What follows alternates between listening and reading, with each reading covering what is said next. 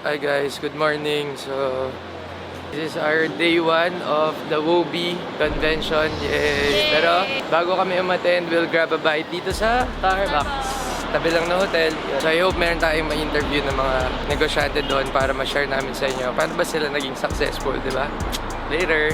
We ultimately reach a point where you cannot solve the new problems with the old discipline.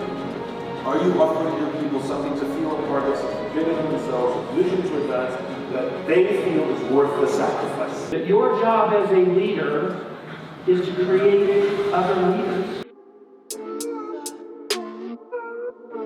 Is what we all want.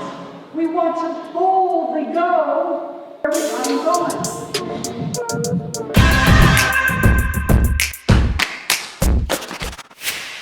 Yeah guys, so ito na kami.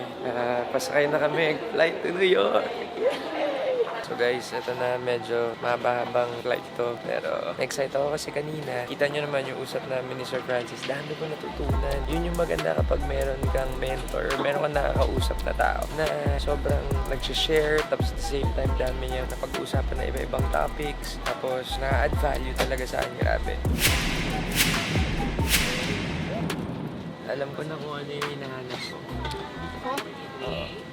Yung sa ceiling. Oo, may luggage. Kala ko sabihin mo, alam mo na yung hinahanap ko. Ano? Ikaw. Siya na yung hugot. Okay guys, so pwede nang kumuha ng camera. Kanina bawal eh. Bilis lang. Dito kami sa New York. JFK Airport. Hey guys, good morning! This is your mentor, Billy N. Tapos na kami magbihis. Punta na kami sa... Game babe, let's go. The form sa pang New York na to. Yes. Lobby! Yeah. Wow, good morning! New York City! Hey, how are you doing? I'm sure you don't remember. So guys, ito yung boss ni Sir Francis. Si Rachel. Trying to book an Uber. Yay! Grabe, Sir Francis, thank you po sa pag-invite sa amin. Learning experience. Correct.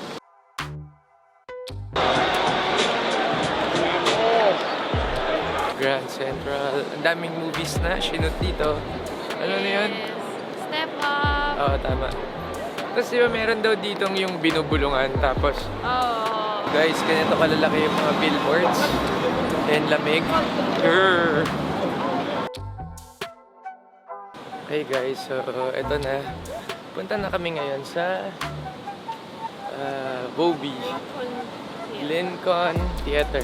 And mag-register na kami para sa WOBI event tomorrow! Yay!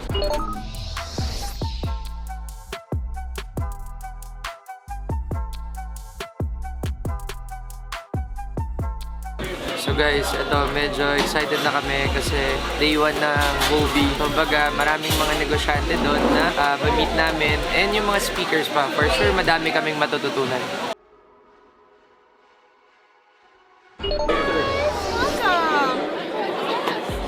Thank you. Hey, goodie bags. Okay, so guys, andito tayo sa exhibitors floor. Grabe, ang dami rin pumunta pala talaga, sobra. So dito na tayo bibili ng books. Mangan, para makapagpa-autograph. Sorry. So guys, ang daming tao talaga dito. Okay guys, so pakita namin sa inyo, ano ba yung laman ng goodie bag? So, meron tayo, of course, yung notebook and pen. Then, we also have Lahat ng schedule and calendar nandun. super cute toothbrush. Ito yung pinaka-steam. Di pa rin 10 essentials. Oh, so meron siya Ano nandyan, babe? microfiber cloth, merong breath drops, facial tissue, adhesive bandage, dental floss, charger. Grabe, lahat nandun. Charger meron. Ayan o, 2-in-1 charging cable. Astig. Wall charger, lip Sulit. balm, stain remover, hand cleaner. Grabe. Gamit. Dami laman. So guys, ito yung orchestra. Tignan nyo.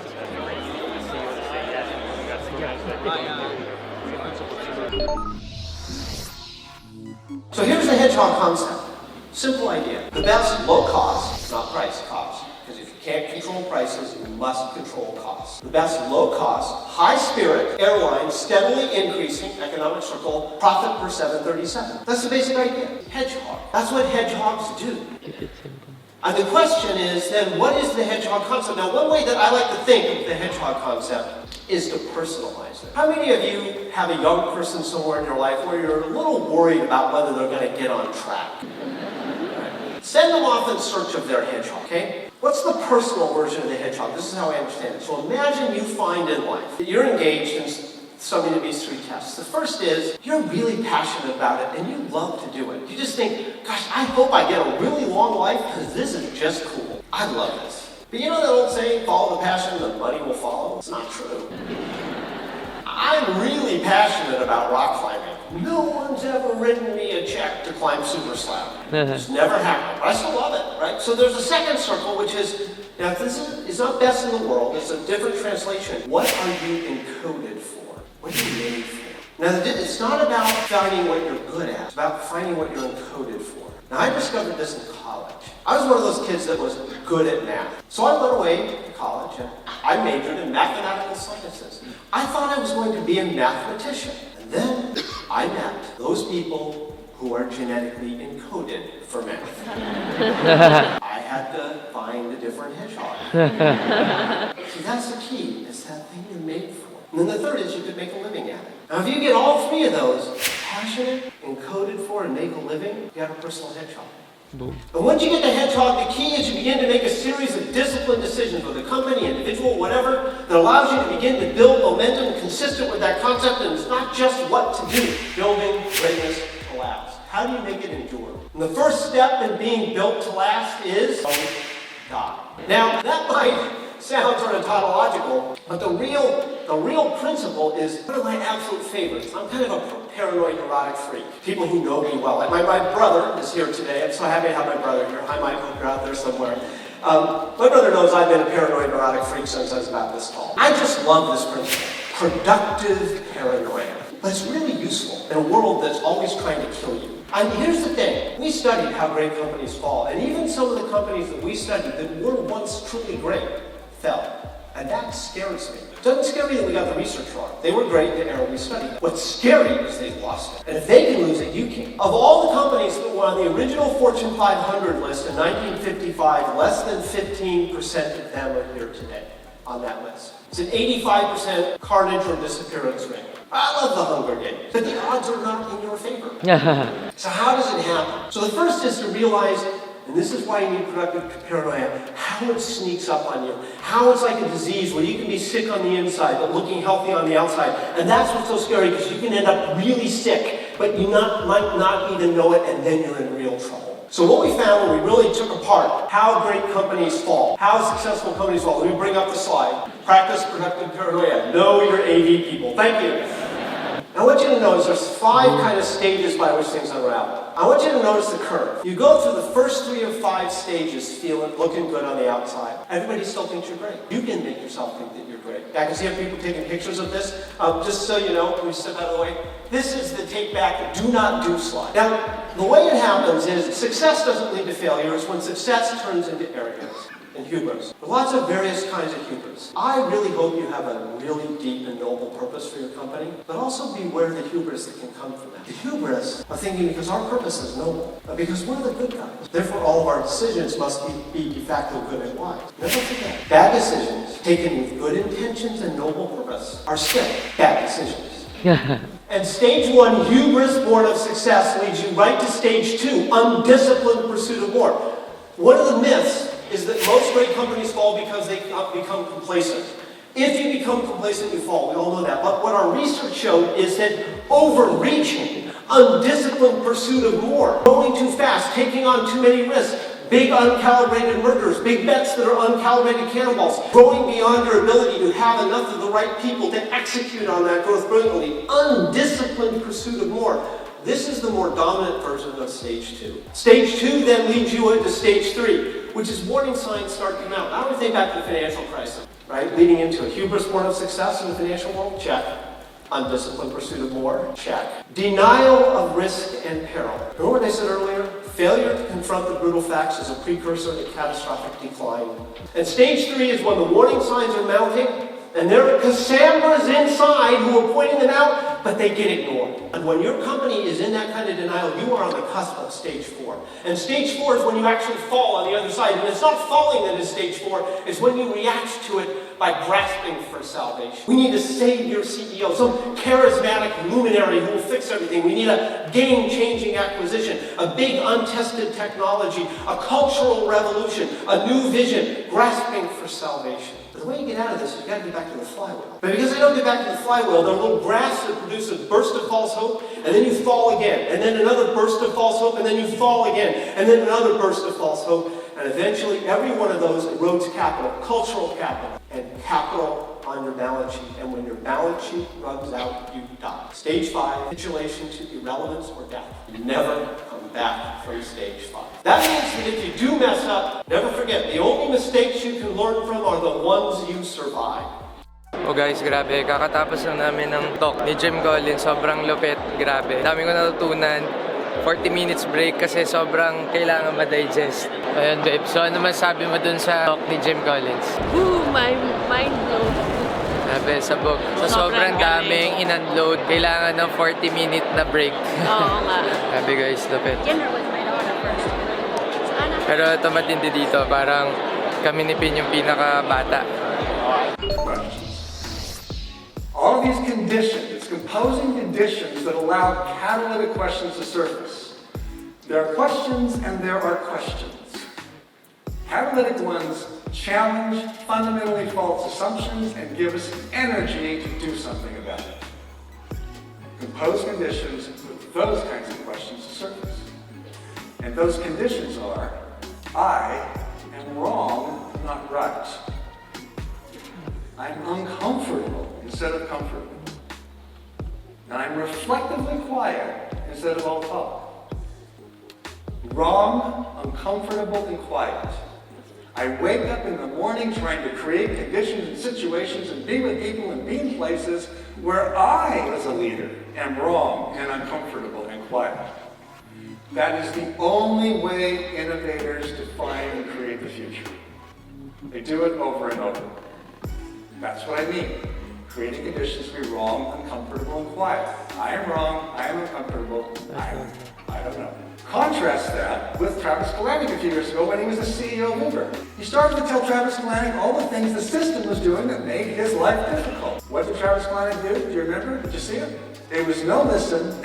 It was I'm right, I know it, you're wrong, and here's why. He didn't know when he didn't know, and he got fired for it. Kalanick did. That's what I'm talking about. Isolation is arguably the enemy of inquiry, the enemy of innovation. The quickest way to innovate is to get out of isolation. Walt Bettinger, the CEO of Charles Schwab, told me that isolation began the moment he was a first-line supervisor and only got worse the higher you went in the organization, meaning people start telling me what they think I want to know, and they stop telling me the things they think I don't want to hear. Is that your world? Join me in imagining the path to that future with author, teacher, speaker, revolutionary, and my friend, Simon Sinek.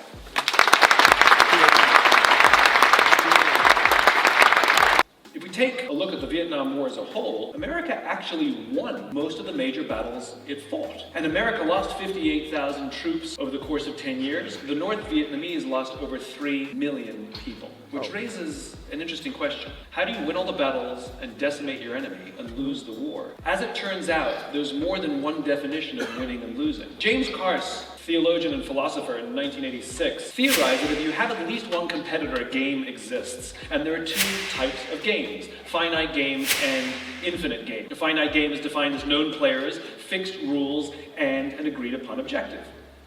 Football, baseball. There's a beginning, middle, and end. The objective is to win, and if there's a winner, there has to be a loser. An infinite game is defined as known and unknown players. The rules are changeable, which means you can play however you want. And the objective is to perpetuate the game, to stay in the game as long as possible. There is no such thing as winning in an infinite game. Players simply drop out of the game when they run out of the will or the resources to play, but the game continues with them or without them. If we pit a finite player versus a finite player, the system is stable. If you pit an infinite player versus an infinite player in the infinite game, the system is also stable. This is what the Cold War looked like. There couldn't be a winner or a loser in the Cold War, and so both sides just kept playing to keep the game in play. Eventually, one of the players fell out of the game when they ran out of the will or the resources to continue to play, but the game continues with them or without them. Problems arise, however, when you play with a finite mindset in an infinite game. When you play against someone playing with the right mindset for the game that they're in, invariably what happens is that finite-minded player will find themselves in quagmire, racing through the will and resources they need to stay in the game. And this is the problem. There's no such thing as winning in an infinite game. We are players in infinite games every day of our lives. There's no such thing as being number one in your marriage. You can be number two, but you can't be number one. There's no such thing as winning career. No one's declared the winner of career. There's no such thing as winning global politics, and there's definitely no such thing as winning business. And yet if we listen to the language of too many leaders, they don't know the game they're in. They talk about being number one, being the best, and beating their competition. Based on what? Based on what agreed upon objectives, based on what agreed upon metrics, based on what agreed upon time frame. There is no finish line. There's no such thing as winning. And so when we play with a finite mindset in the game of business, in the infinite game of business, there's a few very predictable and consistent outcomes. The biggest ones being the decline of trust, decline of cooperation, and the decline of innovation. I had a real-life experience that helped me see what it means to play with a finite and infinite mindset in the infinite game of business. I spoke at an education summit for Microsoft. I also spoke at an education summit for Apple. At the Microsoft summit, the majority of the executives spent the majority of their PowerPoint talking about how to beat Apple. At the Apple summit, 100% of the executives spent 100% of their presentations talking about how to help teachers teach and how to help students learn. One was obsessed with where they were going, the other one was obsessed with beating their competition. Guess which one was in quagmire? Guess which one was racing through the will and resources they needed to stay in the game? Guess which one was struggling with issues of trust, cooperation, and innovation? At the end of my talk at Microsoft, they gave me a gift. They gave me the new Zune when it was a thing. This little piece of technology they gave me was really pretty fantastic. It was beautifully designed, the user interface was intuitive, simple to use. It was really quite excellent. I was sharing a taxi with a senior Apple executive after my talk at Apple, and I couldn't help myself. I had to stir the pot. I turned to him and I said, Microsoft gave me their new Zune. It is so much better than your iPod Touch. And he looked at me and said, I have no doubt. And the conversation was over. Because when you're playing with an infinite mindset, you understand that sometimes your product is better and sometimes your competitor's product is better. There's no such thing as winning in the infinite game. There's only ahead and behind. There's no true competitors in the infinite game other than oneself. The goal is not to beat the competition. The goal is to outdo yourselves. How do we make our company stronger this year than it was last year? How do we make our products better this year than they were last year? How do we improve the quality of our leadership this year than it was last year? How do we make our culture stronger this year than it was last year? The game is not to beat the competition. The game is to outlast the competition. Become a better version of myself. You get to pick your own worthy rivals. Pick whomever you want. Don't pick the ones that you're constantly better at, because then that just makes you feel like you're great and you aren't revealing your weaknesses to yourself. Pick the ones who make you uncomfortable. That when people say that they love that other company, you get pissed off. Maybe their marketing is better than yours. Maybe their product is better than yours. Maybe their leadership is better than yours. Maybe their culture is better than yours. What weaknesses do their strengths reveal that you can now work on to improve? You can have worthy rivals internally as well. It's very dangerous to have internal competitors where we compete against each other and set our employees to compete against each other. People will do really weird things when we do that. They'll sabotage each other and hoard information, things that do not help the company. They only help the individuals. Rather, encourage rivalry, even friendly rivalry. You don't have to like the person, you don't have to agree with the person, but you do have to respect the person. Respect that person, learn from that person, ask questions from that person, and you will find out that you will grow faster and stronger than you ever imagined. Because let me tell you, leadership is hard and thankless and lonely very often. And when we have to do the right thing, we have to swim upstream, go against the flow, stand up to the incumbent ideas of finite thinking and say, no, we're going to build our business differently. And you're going to get beaten down. If you don't have someone by your side that says, I'm with you, I got your back, even if it goes to hell, I'll still be here with you. It's those people that give us the courage. You've got to do this. We need this. I'm with you. Let's do it together. That's where our courage comes from. And the only way we will have friends and colleagues like that in our lives is if we commit ourselves to ensure that they have the courage to do what they need to do also. Taking care of each other is perhaps the single greatest thing we can do to play in the infinite game, which all raises the very interesting question: what does it mean to live an infinite life? Clearly our lives are finite. We're born and we die. There's a beginning, middle, and end. But life is infinite. We don't get to choose if we're players in this infinite game of life. The minute we're born, you're a player. We don't even get to choose the rules. Life is an infinite game. It will continue with us or without us. The only choice we get is how we want to play in this infinite game. Do we want to play in the infinite game of life with a finite mindset, or do we want to play in the infinite game of life with an infinite mindset? To play with a finite mindset means we wake up every single day to advance ourselves, get more promotions, make more money than our friends, accumulate more power than anybody else. And when we die, we take none of it with us. No one wants written on their tombstone the last balance in their bank account, or the title on their last business card. We want to be remembered for the kind of people we were, how we served others, devoted mother, loving father. There's a great poem called The Dash that says on our tombstones, it says the day we were born and the day we died. But it's really the dash that matters. It's everything we do in between those days. If we choose to live the dash with an infinite mindset, it means we show up every day to see that those around us find happiness and joy in their lives. It means those around us will learn confidence. Those around us will do courageous things because we were the ones that stood by them and said, I got your back. To live an infinite mindset literally means that who we are, our values, our beliefs, will live on beyond our years. That many years from now, I will meet someone who's doing remarkable things, and I will ask them, how did you become the person you are today? And they will say your name. You will literally live on forever. This is what it means to live an infinite life. It is just a choice. Thank you very much. Boom.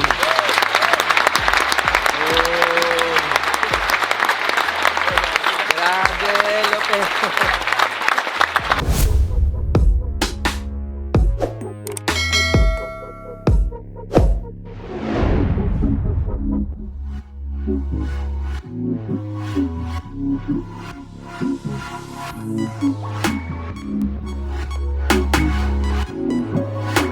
Thank you.